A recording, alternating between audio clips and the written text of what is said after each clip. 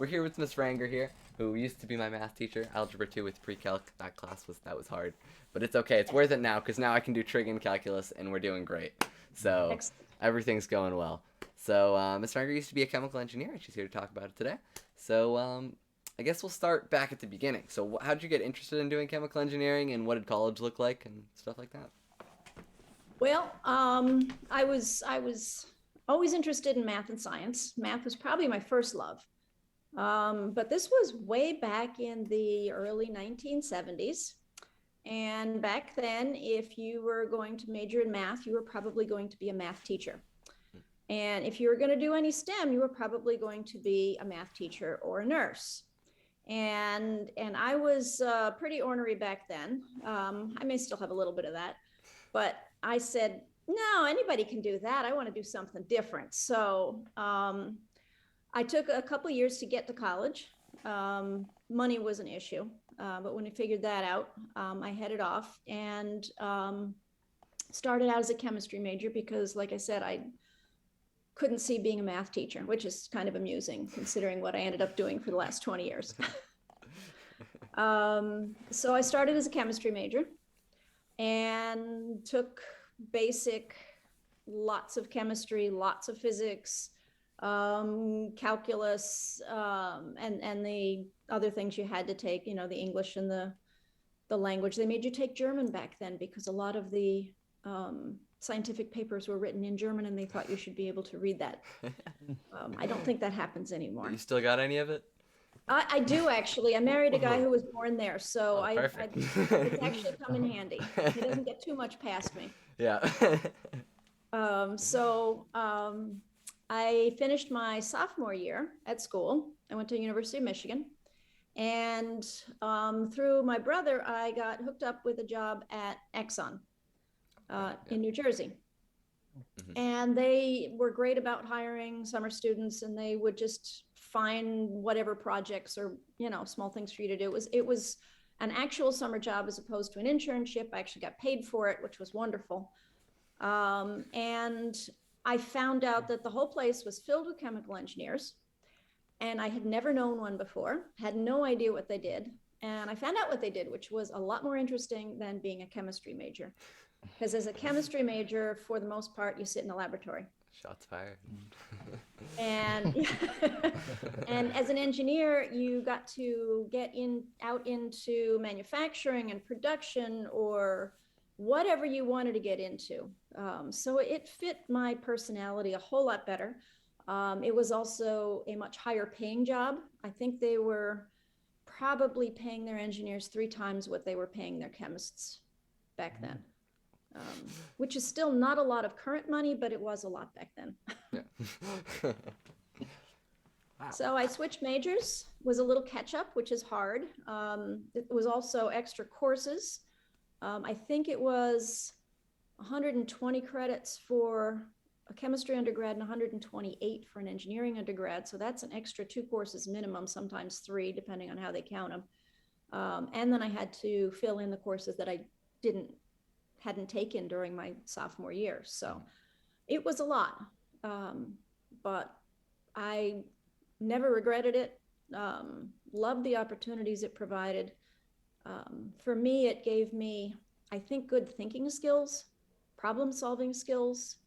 That's the engineering piece of it. And I think you get that through a lot of different engineering. Interestingly enough, chemical engineering is the least mathy of the engineering courses or curricula. Mhm. But I love the opportunities that it gave to me. Hmm. So I actually ended up working for Exxon for almost 10 years when I got out. Oh, that worked out good. It did. And I worked in New Jersey, initially in the refinery that's in Linden, New Jersey. Well, they call it Bayway, but nobody's heard of that. It's right across the river from New York. And I was attached to the manufacturing operation. I was working on quality control and eventually became a supervisor for an operation. And that was interesting, having like 60 and 70-year-old men working for me. And I was maybe 27. What did they have you doing day to day? Well, it depended on the job. Initially, it was, like I said, quality control. So my first job in the morning was to head out into the manufacturing plant, which was it was the chemical production side of the refinery. We made the additives that go into your crankcase oil. So when you look at the can and it says 10W30 on the oil you put in your car, we made some of those additives that make it 10W30, or if it says antioxidant or wear resistant, we made the additives that go into oil. Most of that oil is not much different than the stuff you cook with, but it's the additives that you put in that make it function better in an engine.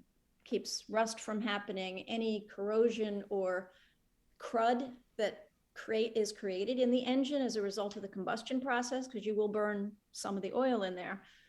There were things that in the oil that kept it floating so that it didn't land on some place and gunk it up. And when you changed your oil, it came out. So lots of very unusual chemicals. And I would make sure that, samples were taken on the various batches that were made, and that the right targets were hit in terms of what they were looking for. And then I'd make suggestions on how to make the process better, either more efficient or better quality, or hopefully both. Oh, that's pretty cool. This is different every day as well. It was very different every day. Yep. Would you do research as you go along? Because I'm sure you don't have all the stuff off the top of your head. Yeah, you had to learn about the product you were making. And that's kind of a funny way of saying that. One of the products that was concocted was actually, I know you think about a beaker in a chem lab where you put in two chemicals, and it makes a third one, right? Yeah. Well, we would put in like 5 or 6 and make 70 different compounds. And that was what we wanted. Miss Adams hasn't taught us that one yet. Yeah, no. You learn a lot. You know the ideal gas laws? Yes, I got those. Yes. Okay. They don't work. Oh. Hence the name ideal. Yeah. So somebody ages ago figured out how they actually work, and actually took like a known quantity of carbon dioxide, stuck it in a vessel, and measured, what happens to the temperature when the pressure increases, and put in fudge factors. So back when I was in school, it was a big book, like this thick, of all these tables of stuff that you would look up. Now I'm sure it's all computerized, and nobody carries these big ridiculous books around anymore. But basically, if you wanted to figure out what was going to happen, you did the ideal part, and then you went and you found this thing called fugacity, which is a real thing. And it's the fudge factor that makes it actually work the way it's going to work in reality. So that's cool. That's where engineering came in to make chemistry more real for me. Yeah. So how much of it was chemistry as opposed to engineering, and like where was the line there? I'd say it was probably 50-50, because you were as a chemical engineer makes things, makes chemicals kind of generally. But to do that, you've got to decide, are you going to put all the chemicals in a big vat? Or are you going to do a refining process like they have in the refineries, where you'd bring in this crude oil and then you heat it up to separate it into the different fractions that are in there based on boiling point. So that's a continuous operation. Some chemicals are produced continuously. Some are produced on a batch basis. You've got to get chemicals into vats or into various vessels by pumping them there through pipes, by loading them from hoppers. Whatever you make might need to be filtered to remove stuff that you don't want. So, think like your coffee filter, but on a really big scale. So you had to understand the mechanical pieces of how you moved your stuff around. Wow. So that's pretty cool. It was. Yeah. Gonna bring it back a little bit more to schooling and college, because it's on my mind constantly all the time. So, Back in college, did you have any classes that were like particularly difficult, or things that you remember as being brutal to get through, or maybe a class that you liked a lot that maybe changed your opinion on stuff? Well, I remember hating every English class I had. Okay, well. That kind of went with the territory and why I wasn't an English major. Yeah, that's fair. Um, the only one that was worthwhile was a course in writing your resume. I found that very useful. Yeah. I did well in that class. The English one's like, I don't know, I just muddled through. In terms of the chemistry part, organic chemistry is brutal. It's just plain brutal. It's a ton of memorization. They may or may not test you on what they lectured you on, maybe. It's the class that contains all of your pre-med majors because they have to take it. And they have to get into med school, and that's terribly competitive. And so they're all cutthroat, and you're just like, just let me out of this class. I want to pass it. I don't want to fail it. Let me get through it. So that was brutal. The hardest classes, I think, for chemical engineering are the thermodynamics classes. The good news about that is you take thermodynamics through engineering and you take physical chemistry through the chemistry program, or I did. They're basically the same course. And because of the way I was catching up on my courses, I ended up taking them the same semester, which was a huge help. Yeah. Because they reinforced each other. Okay, yeah. Last year I was taking physics and calculus at the same time, and it was like seeing where they line up was kind of helpful. It made physics a lot easier. Calculus didn't go well.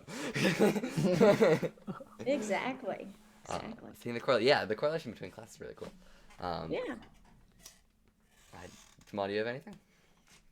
I mean, the only thing I had was like, I guess bringing it back to ExxonMobil was like, what was your like favorite part about working there? Like, what like really made it like worthwhile to you? Oh, that's interesting. Did I have a favorite part?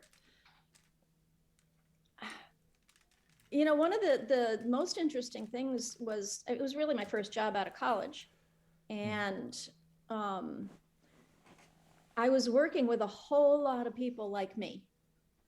And that was fascinating to me because they came from all over the country. They had different backgrounds, but they were all, you know, kind of geeky like I was and enjoyed the same kind of stuff.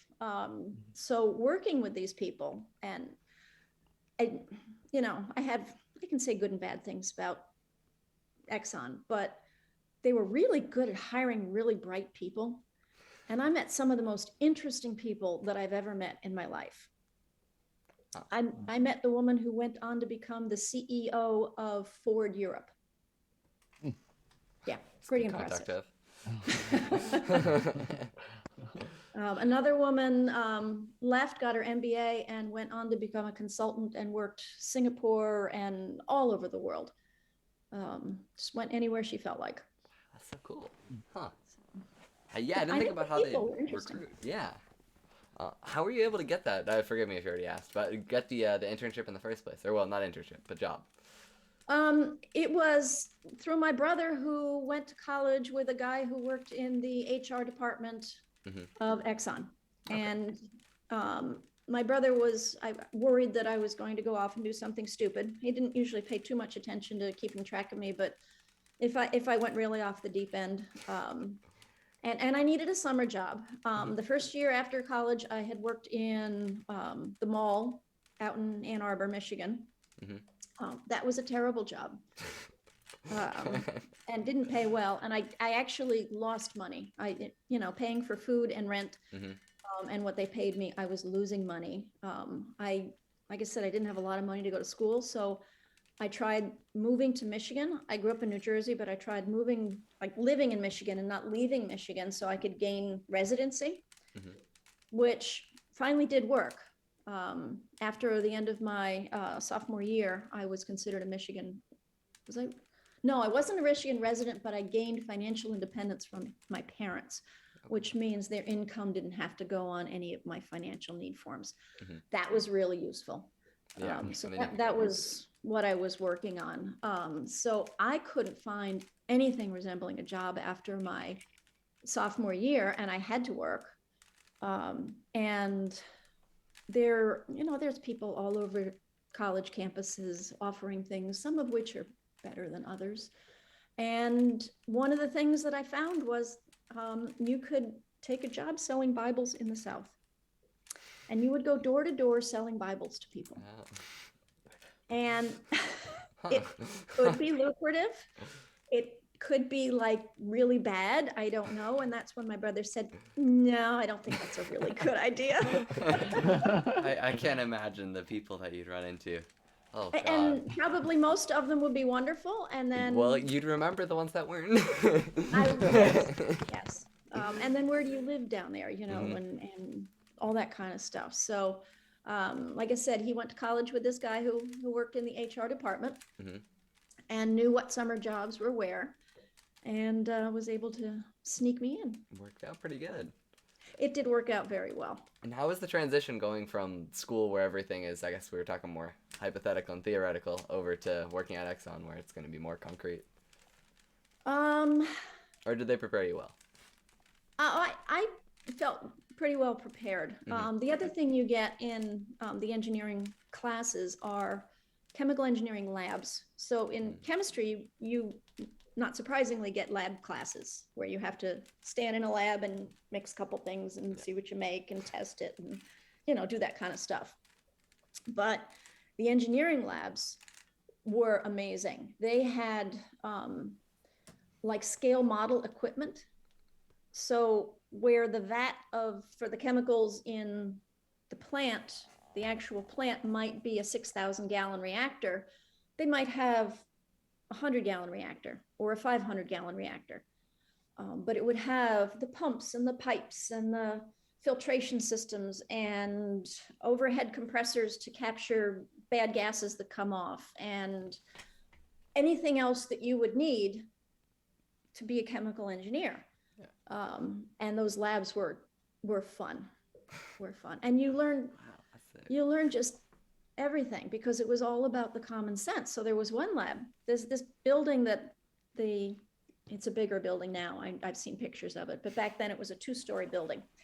And because some of the equipment was more than a story tall, so you had to go up to the second floor so you could access like the top of the vat and that kind of thing. And so we were up there, we worked with partners and we were trying to figure out what was going on with our equipment because nothing would work. Nothing worked. It turns out you had to go down to the first floor and find the plug and plug it in. Then everything worked great. So, how do you get that kind of common sense without something like that? Yeah. Wow, that's so cool. Just trying to imagine this. I was pretty pleased. Yeah. I mean, it's good it worked after that. Otherwise, if it didn't work, then you wouldn't know what was wrong. That's right. Wow. Huh. I didn't think it would be that hands-on. I guess I know there's labs, and I always see, like, you sign up for labs and lab courses, but I always just imagine what we've been doing here, mixing stuff. But the engineering stuff sounds cool. And we've done a few engineering interviews. I interviewed my dad downstairs. He's a mechanical engineer. My uncle is a civil engineer. I guess we didn't really talk about the labs as much, but actually, I'm kind of interested in this. Do you remember any other cool labs? We had the mechanical labs. We were required to take an electrical engineering course, which gave us, like a little circuit board that we got to play with. That wasn't very interesting.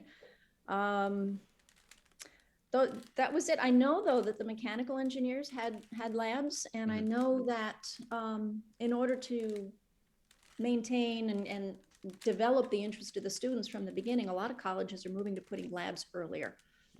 And some of the mechanical engineering labs I know are just really cool. You get to use machines that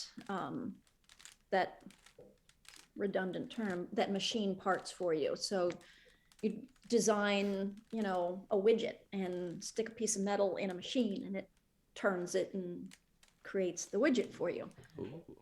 Well, yeah, so there's computer stuff involved in that. There's, the design of the part. There's all that kind of stuff that's in there. So That's awesome. the labs are fun. Mm-hmm. And they get better with all the more money that they get. Absolutely. It's the only downside of the positive of tuition. Yeah. All the people donating buildings. Okay. So do you have any advice for anyone who would want to be a chemical engineer or like Jamal?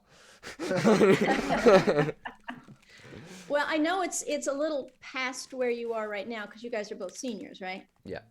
I know U of Maine offers a summer program called, I think, Explore Engineering, something like that. I don't know if you've heard of that or if either of you went to it or knew somebody that went to. Maybe it disappeared for a couple of years because of COVID. That could have happened too. But they used to have a program that, and it was free, where they would take, a certain number of kids every week during the summer and expose them to, this is what chemical engineering is, this is what biomedical engineering is, this is what mechanical is, this is what industrial engineering is. And we have sent a number of students, or Trevor sent a number of students up to it, and all came back with rave reviews. So a program like that is definitely a good thing if they're still running them. I imagine they'll be back if they disappeared the last couple of years. That's really interesting, actually, because I feel a lot of people that get into engineering, or at least from the people that I've talked to, were just like they liked math, and that just the pipeline went over there, and they didn't try engineering itself, but they just were told, you're good at math, so you should try this. Or that's how my dad got into it. Yeah, and then there are people like my husband whose father was an engineer. Mm-hmm. He was a photographic engineer. He designed cameras and stuff like that. Cool. Yeah, really. Yeah. And the black box in the airplanes that records all the data. So when the plane crashes, they go get the black box and they figure out. He designed that. He helped design that. Wow. Yeah, but. I have no idea how some of this stuff works, to be honest. Yeah, he's a very successful engineer. And he told my husband that he didn't want him to be an engineer. He had to do better. But, that was the times back then. Yeah. I never thought of it until I got to college because I had never met an engineer. Mm-hmm. So I think exposure is huge. Yeah. Mm. Finding out what engineers do or what's out there to do. You're really prepared for any direction when you get out of high school because you've got this broad range of stuff. This is not necessarily on the topic of what we're doing, but I just want to know how you got from chemical engineering to teaching. Okay, so... okay, I'll buckle up 1 second. I worked for Exxon for, like I said, over 9 years. Mm-hmm. And then I got pregnant. And so I knew it was time for me to leave Exxon. I had just been in a job there I didn't like the last few years. So I was looking to move. The pregnancy happened. On top of that, they were going through a bit of a restructuring to try and cut their staff a bit. And so here's an advantage to working for a really big company is they can't do anything that's a little sketchy because the government's all over them. So OSHA's in there all the time. They have to have all their safety stuff in order. Anything they do with personnel is subject to just being watched. So they were trying to get rid of some of the older people who had been there a long time, but they couldn't do that without age discrimination. So they had to offer an early retirement program to everybody. So I took it.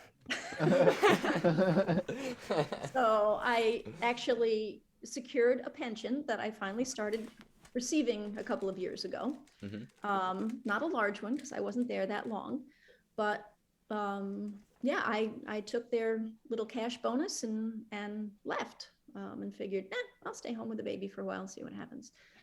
And then I tried a bunch of different things. I ended up babysitting for one of my colleagues who also had a child. So I figured, well, I'm home anyhow, I'll take care of two instead of one. Not my best plan. Yeah. She was a sweet kid, but boy, she and my son were like, you open the door and they would go this way.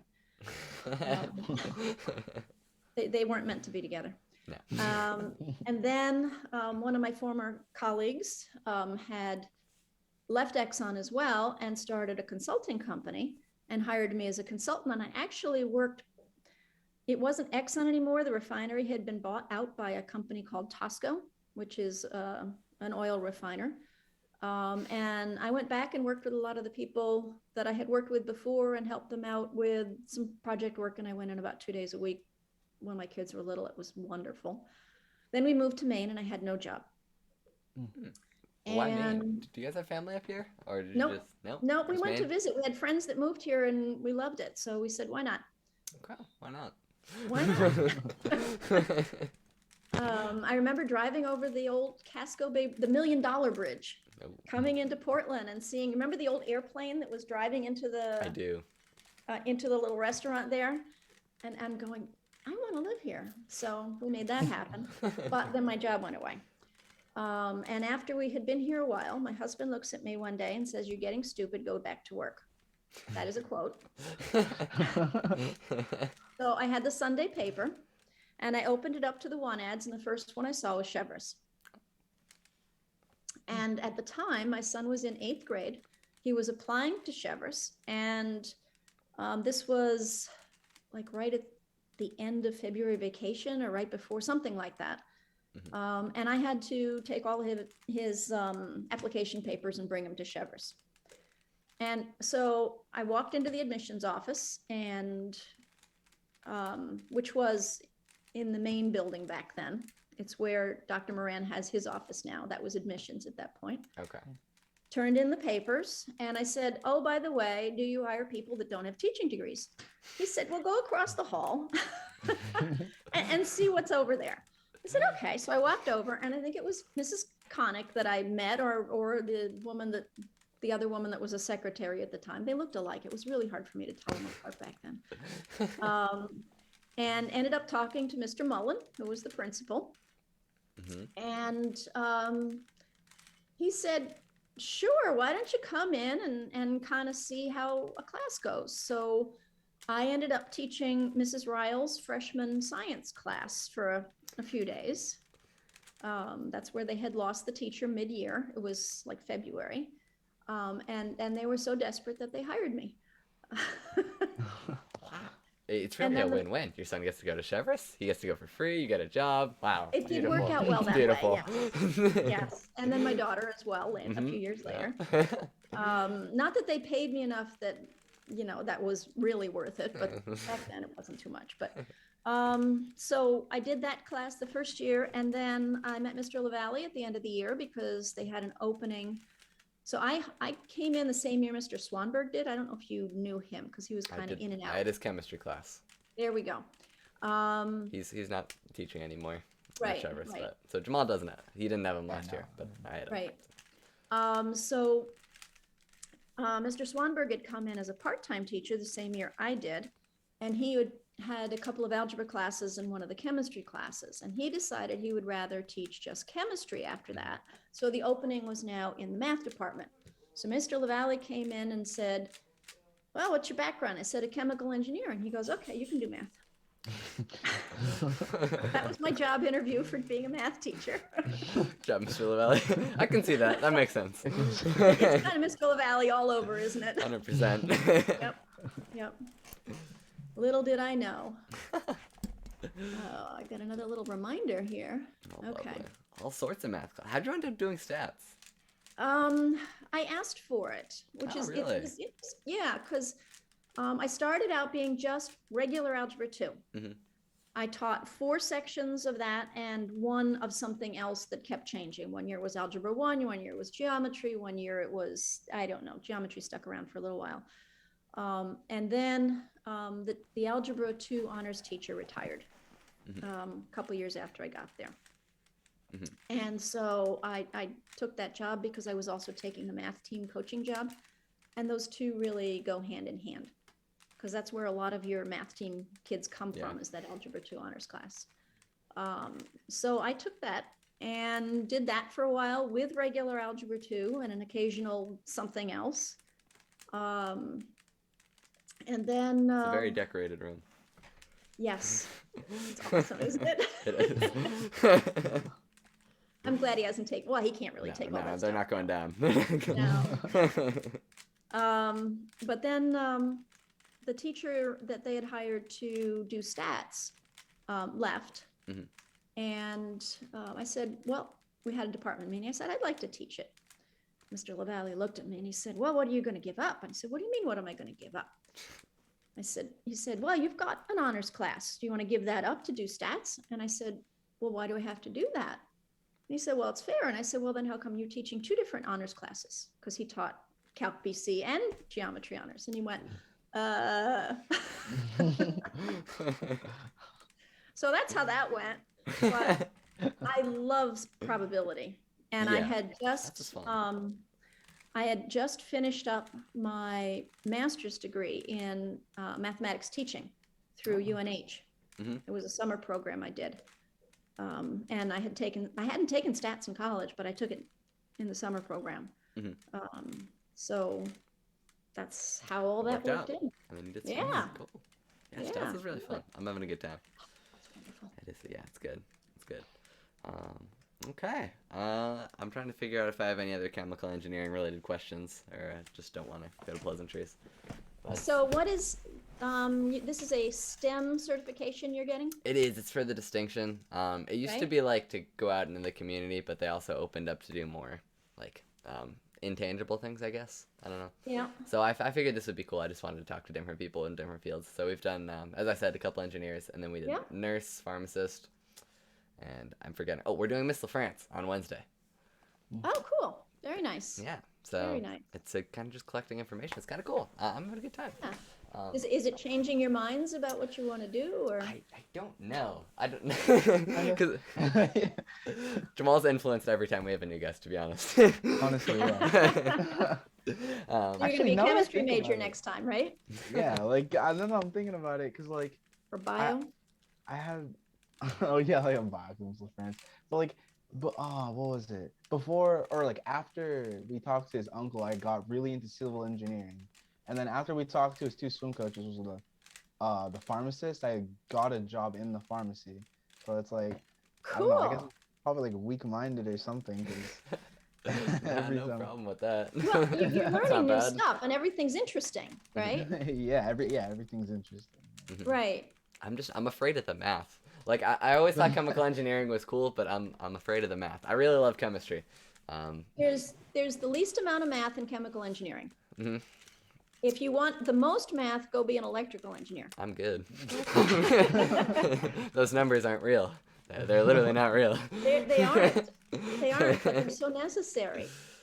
They're so necessary. I was seeing, I was watching Samantha Heinzman do her homework because she's taking linear algebra. I haven't seen a matrix in 2 years. That is terrifying. Actually terrifying. Linear algebra is a different land. Yeah. It's yeah, and I've probably forgotten as much as I ever knew. But you know, I can do basic matrices and that kind of stuff. But boy, it's powerful. I remember when my daughter was in school, she was with an interesting group of kids, really bright group of kids, and a whole bunch of them were taking linear algebra when they were juniors. They were doubling up with that in calculus, and they were taking chemistry at the same time. Oof. So I remember them seeing them, because they were on the math team as well, saying, hey, guess what we did? I said, what? Well, we figured out how to use linear algebra to solve the balancing of chemical equations. And I went, Oh. of course you could. Maybe I'm not getting into college. But, you know, that was a very special mind on that young man, but, you know, and creativity. But really, you know, it does apply. How much math did I actually use when I was working as an engineer? Not so much. I needed to remember how logarithms behaved. I don't know if I mentioned that in your class, but I did really bad on the log quiz, but then I had a redemption arc on the test, so when you know what viscosity is, yes. and oil has more viscosity than water, right? Mhm. And different oils have different viscosities. So I don't remember the units of measurement, but say you had 500 milliliters of oil with 100 viscosity and 500 with an oil of 200 viscosity, whatever those units might be, and you mix them together, you would not get an oil with 150 viscosity. They blend logarithmically. So you have to take the logs of the numbers, What average base? those. Tenery. average those, and then Mhm. take the anti-log to come back to what the predicted log viscosity is. Mhm. So it actually did come into play. That's pretty much what I remember about using math in my work, other than common sense. Yeah. So, if you get heavy into research, you're going to use a lot more math. Mhm. If you're more on the practical side, manufacturing, production, something like that, going to be less math. That's just how it is. The nature of It it. is. Okay. It is. Cool. That's all I got. Do you have anything that you're just urged to get off your mind, or? No, it's really nice talking to you too. I'm Yeah. glad you reached out. It's I had to say, okay, Michael Mosley. Mhm. Oh, the socks. Socks. Oh yes. Forgot about those. Took a minute, and I got to the Uh-huh. socks. And I said, now I know where I'm going. Still good socks. Good. I don't remember what it's got to be some type of math thing on them, right? Yeah, you gave me two pairs. One had the I think one is just all the digits of pi. The other one was all the formulas. Okay, well, perfect. I got a Yep. few math socks myself. I'm a little superstitious. Still hoping they make me do better on quizzes. I think they do. I think they do. Why not? I haven't gotten a compliment from Mr. LaValle this year on them, so that's. I don't know. Oh dear. I don't know. Maybe he's seen them before. Yeah. Well, I guess. All right. Well, thank you. It's been good You're to talk Thank to you you. so much. You guys take good care. Good luck with We will. college. Yeah. I hope you get to where you want to go to.